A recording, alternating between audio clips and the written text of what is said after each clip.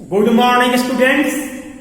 आज मैं आपको लाइव सुविधा प्रोसेस का न्यूमेरिकल्स बतलाने जा रहा हूं। उस न्यूमेरिकल्स के लिए कुछ इंपॉर्टेंट टिप्स की जरूरत पड़ेगी। तो पहले मैं आपको कुछ इंपॉर्टेंट टिप्स बतलाने जा रहा हूं जिससे आप लाइव सुविधा प्रोसेस का न्यूमेरिकल सॉल्व कर सकें।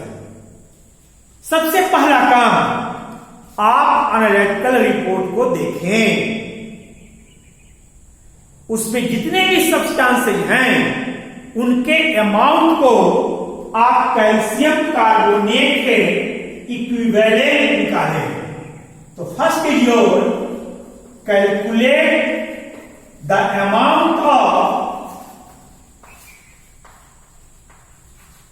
All substances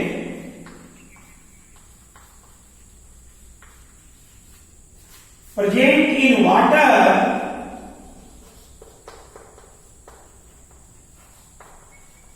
in terms of calcium carbonate equivalent. I have already taught you formula, that is your amount of substance in milligram per liter into equivalent rate of calcium carbonate, that is your 50, divided by equivalent rate of substance.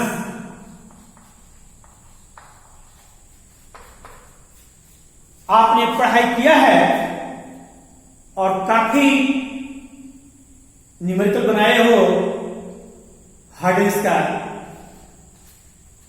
Number 2, यदि total hardness निकालना हो तो आप सभी को add करना, सम करना। Number 2, add all calcium carbonate equivalent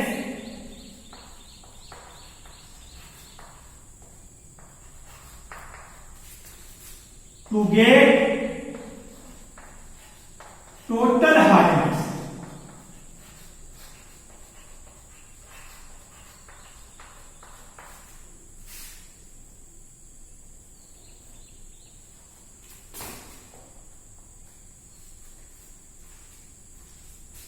number 3, यदि पानी में sodium chloride, potassium chloride, sodium sulphate ये सब हो तो उसे इग्नोर करना। Ignore sodium chloride, potassium chloride, sodium sulphate, silica, iron, 3 oxide that is Fe2O3 etcetera, because they do not impart hardness.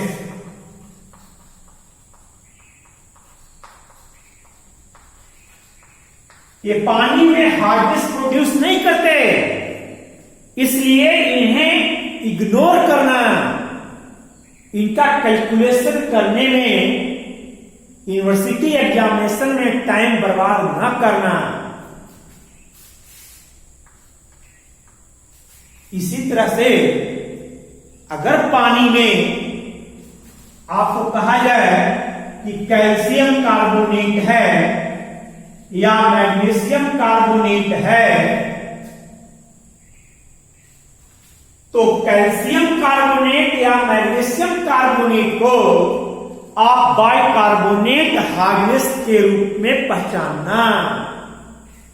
और कैल्शियम कार्बोनेट में कन्वर्जन की जरूरत नहीं पड़ेगी। नो नीड टू कन्वर्ट, क्योंकि हार्डनेस कैल्शियम कार्बोनेट के terms में ही निकालना है, इसलिए इसका कन्वर्जन करने की जरूरत नहीं पड़ेगी। लेकिन मैग्नीशियम कार्बोनेट अगर है तो इसको आप कैल्शियम कार्बोनेट के टर्म्स में कन्वर्ट करना।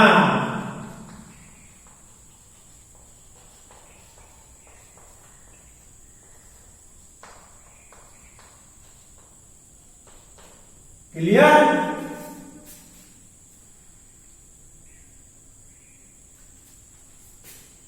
Any problem? आप नोट करके या साथ साथ मैं रब करूंगा और लिखूंगा, फिर समझते जाना और लिखते जाना। क्लियर? यदि पानी में कैल्शियम कार्बोनेट हो तो कन्वर्ट करने की जरूरत नहीं है, मैग्नीशियम कार्बोनेट हो तो इसे कैल्शियम कार्बोनेट के टर्म्स में कन्वर्ट करना है। Any problem? अगर पानी में आयंस के रूप में दिया गया हो, जो एनालिटिकल रिपोर्ट है उसमें कंपाउंड न लिख करके आयंस के रूप में रिपोर्ट किया गया है,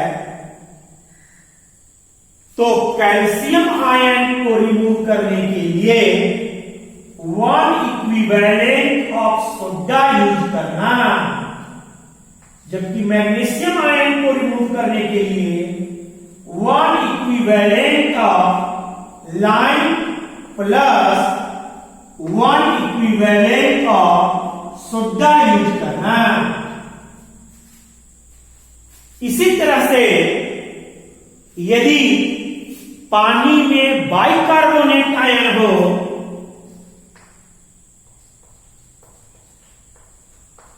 तो इसको रिमूव करने के लिए 1 इक्विवेलेंट ऑफ लाइम यूज करना। यदि पानी में बाइकार्बोनेट आयन है, आपका एनालिटिकल रिपोर्ट में कहा गया है कि बाइकार्बोनेट आयन है, तो इसको रिमूव करने के लिए 1 इक्विवेलेंट ऑफ लाइम यूज करना। इससे बाइकार्बोनेट आयन कार्बोनेट आयन में कन्वर्ट हो जाएगा।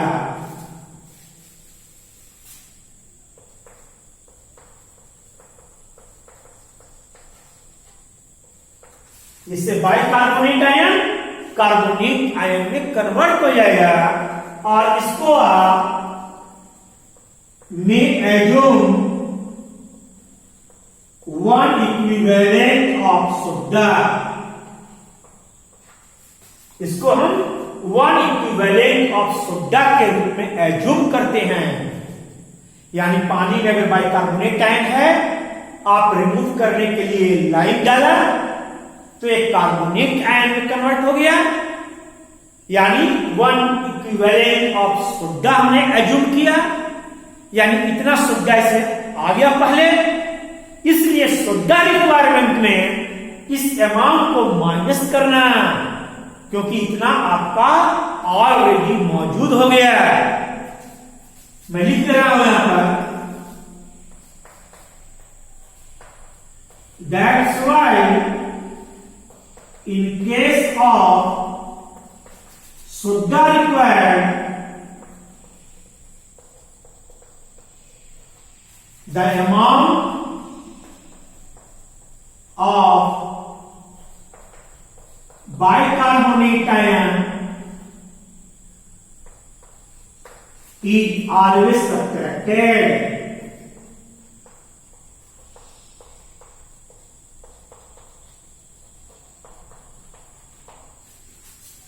क्लियर? रट्टा नहीं लगाना, क्यों हो रहा है आपके नॉलेज में होना चाहिए।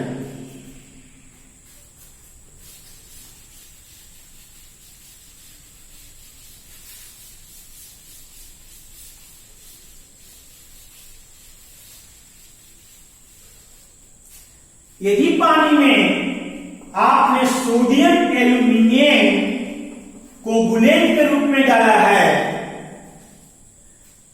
तो याद रखिए इसके लिए सोडा या लाइम की जरूरत नहीं पड़ती है। Sodium aluminate requires neither soda nor lime. However, it undergoes gases and thought sodium hydroxide, it may assume as one equivalent of lime. That's why in case of lime and soda process, the amount of sodium aluminate is always subtracted. इसको हमेशा minus करना। Clear? Note करके लिख लेना।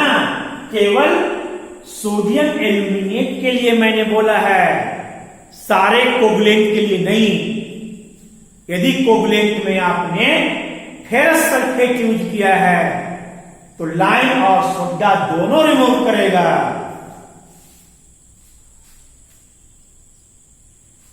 उसी तरह से यदि पानी में कैल्शियम का नाइट्रेट है तो आप 1 इक्विवेलेंट ऑफ सोडा यूज करना।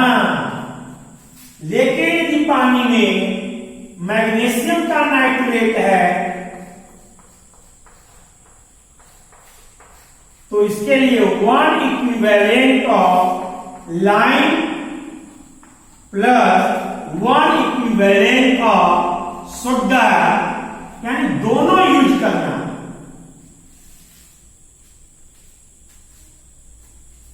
क्लियर? इसको रब करूं? हो गया सभी का?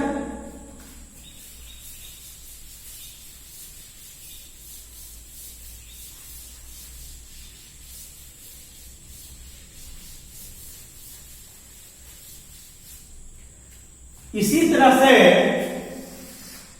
यदि एनालिटिकल रिपोर्ट में कोई कंपाउंड का नाम ऐसे नहीं दिया हुआ हो, कोई आयंस का नहीं दिया हुआ हो और अल्कलिनिटी और हार्डनेस के टर्म्स में रिपोर्ट में लिखा गया हो तो in terms of alkalinity and hardness,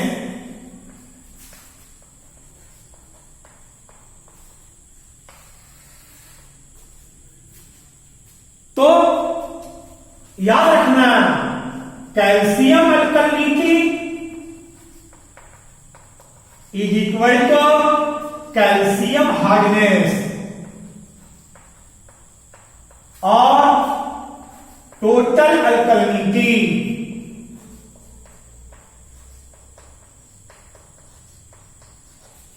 very small.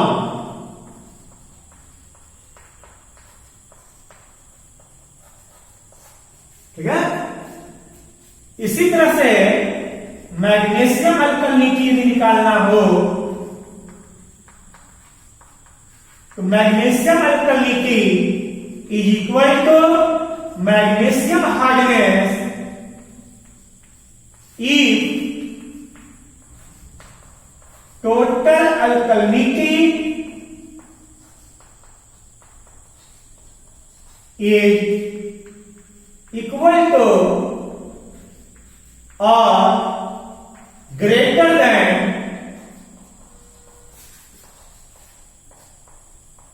total hardness।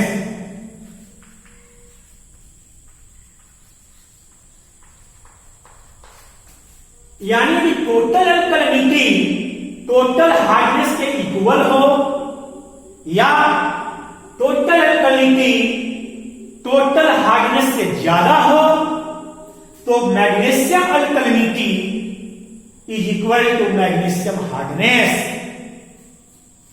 आप कहोगे या पूछोगे कि सर टोटल अल्कलिनिटी इक्वल है या ग्रेटर देन है टोटल हार्डनेस का तब हुआ है। यदि स्मॉल है तो यदि स्मॉल होगा तो वहां पर magnesium alkalinity is equal to total alkalinity minus calcium hardness if total alkalinity is greater than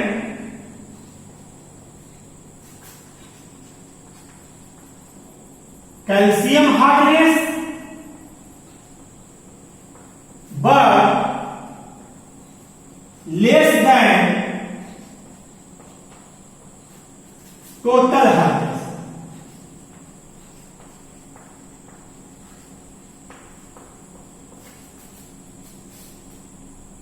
यदि टोटल अल्कलिनिटी टोटल हार्डनेस से कम है लेकिन कैल्शियम हार्डनेस से ज्यादा है तो वहां पर magnesium alkalinity is equal to total alkalinity minus calcium hardness.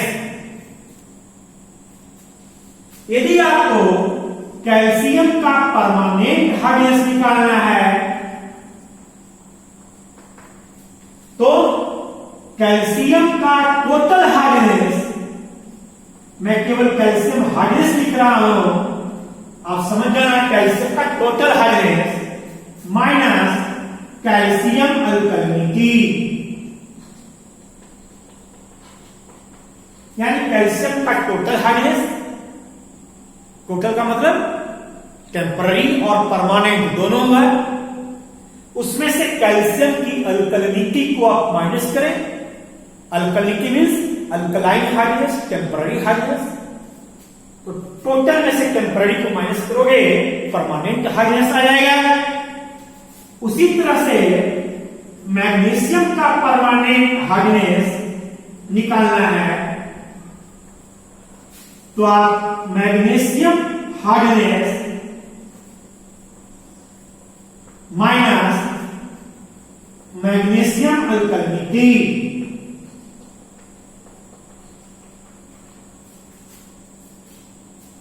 Clear?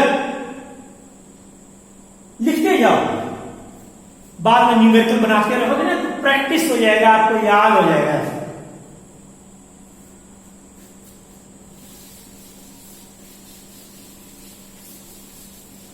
यदि पानी में अल्कलिनिटी दिया गया हो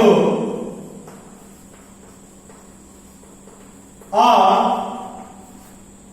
calcium ion, magnesium ion, sodium ion ऐसे भी लिखा हुआ हो एनालिटिकल रिपोर्ट में, तो याद रखना कि अल्कलिनिटी पहले कैल्शियम आयन के साथ एसोसिएट होगा, देन मैग्नीशियम आयन के साथ, और अगर बच गया तो सोडियम आयन, पोटेशियम आयन के साथ एसोसिएट होगा।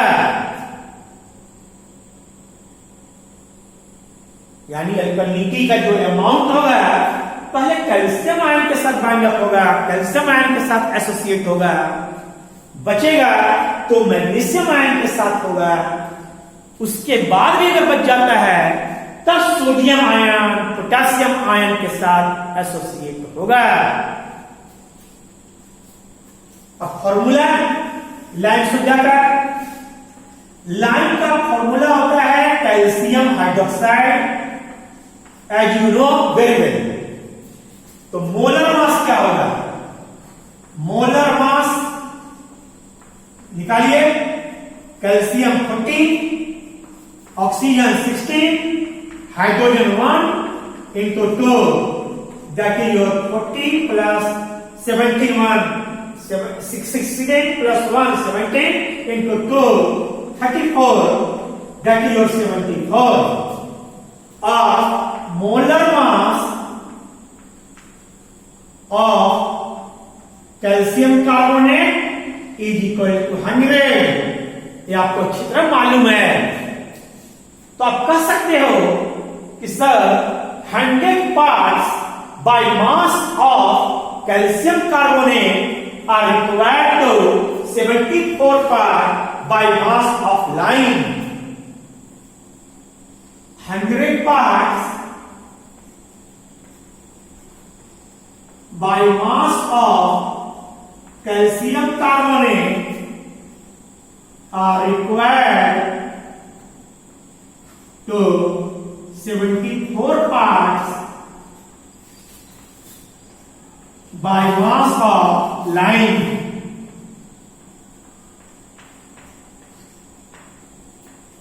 Therefore, 1 part में 74/100 by mass of lime. क्योंकि मैं फॉर्मूला में यूज करूंगा, तो आपको कोई कंसेप्ट क्लियर रहना चाहिए, इसलिए मैंने आपको पहले बता दिया।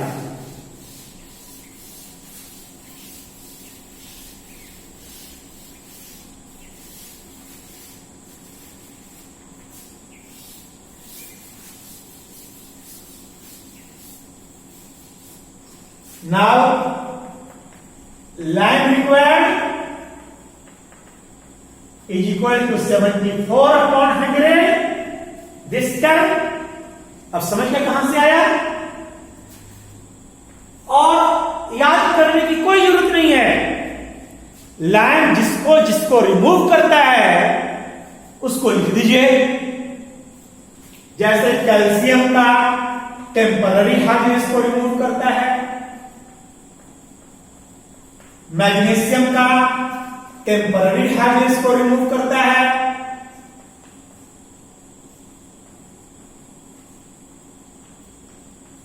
टू क्यों लिखा समझ गए ना आप। रिएक्शन जब देखोगे तो वहां मैंने आपको समझाया है पिछले लेक्चर में, मैग्नीशियम के परमानेंट हार्डनेस को रिमूव करता है, कैल्शियम के परमानेंट हार्डनेस को रिमूव नहीं करता है, तो नहीं लिखा। CO2, HCl, H2SO4, ferrous ion, aluminium ion, याद कीजिए सारा रिएक्शन मैंने पढ़ाया है आपको। और अभी भी मैंने बताया कि अगर बाइकार्बोनेट आयन होगा तो उसको भी रिमूव करेगा। अगर सोडियम एल्यूमिनेट यूज किया है उसको माइनस कर देना। ये जो आंसर आएगा मिलीग्राम में आएगा, मिलीग्राम को आप gram, kilogram as per situation convert कर देना। 1 लीटर पानी के लिए है, यदि कहा जाए 1000 लीटर पानी आपको प्यूरिफाई करना है तो इसको मल्टीप्लाई कर लीजिएगा उससे, या आप चाहें तो ये तो वॉल्यूम ऑफ वाटर लिख दिया मैंने यहीं। कई बार कहेगा कि लाइम 80% प्योर है, 70% प्योर है। 80% प्योर का मतलब यदि आपको 80 kg लाइम खरीदना है, यूज करना है, तो आपको 100 kg खरीद के लाना होगा। तो 1 kg में 100/80, तो इसको प्योरिटी फैक्टर हम बोल सकते हैं, है ना। जितना परसेंट दिया हो 100 उतना लिखना। बच्चे गलती क्या करते हैं, अगर 80% है तो 80/100 कर देते हैं, 90% है तो 90/100 करते हैं। नहीं, यदि 80% लिखा है तो याद रखना कि आपको अगर 80 kg लाइम की जरूरत है तो आपको 100 kg खरीदना पड़ेगा। तो 1 kg अगर है तो आपको 100/80 kg खरीदना पड़ेगा। तो इसमें प्योरिटी फैक्टर हमेशा 100 करके लिखना। क्लियर। और जो भी सब्सटेंसेस होंगे ये सब आपके, है ना, express in terms of calcium carbonate equivalent, है ना। मैं लिख देता हूं, all express in terms of calcium carbonate equivalent.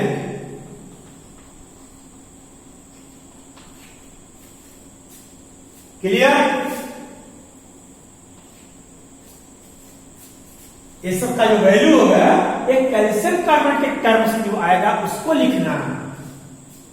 इसी तरह से अगर सोडा रिक्वायरमेंट निकालना है तो यहां पर सोडा का फॉर्मूला लिखो Na2CO3, तो मोलर मास हो जाएगा आपका सुड्डा के केस में 23 into 2 plus 12 plus 16 into 3, that is your 46, 12 and 48.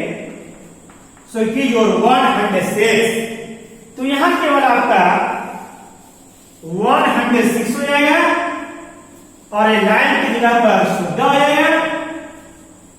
तो वन पार्ट में 106 अपॉन 100 हो जाएगा। यानी मैं अभी सुड्डा का फॉर्मूला लिख रहा हूं, मैं रख करूं इसे। अब इसे मैं यूज करूंगा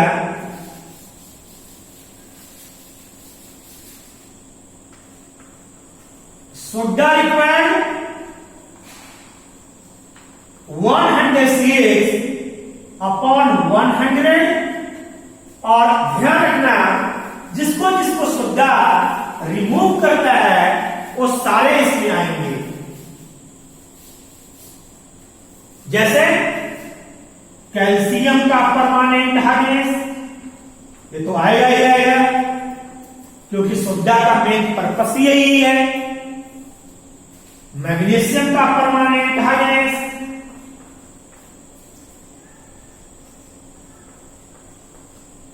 सुड्डा अल्कलाइन नेचर का होता है तो एसिडिक सब्सटेंस है HCl, H2SO4, ferrous ion, aluminium ion, bicarbonate को माइनस कर देना, सोडियम एल्यूमिनेट होगा तो माइनस कर देना, इनको वॉल्यूम ऑफ वाटर इनको प्यूरिटी फैक्टर।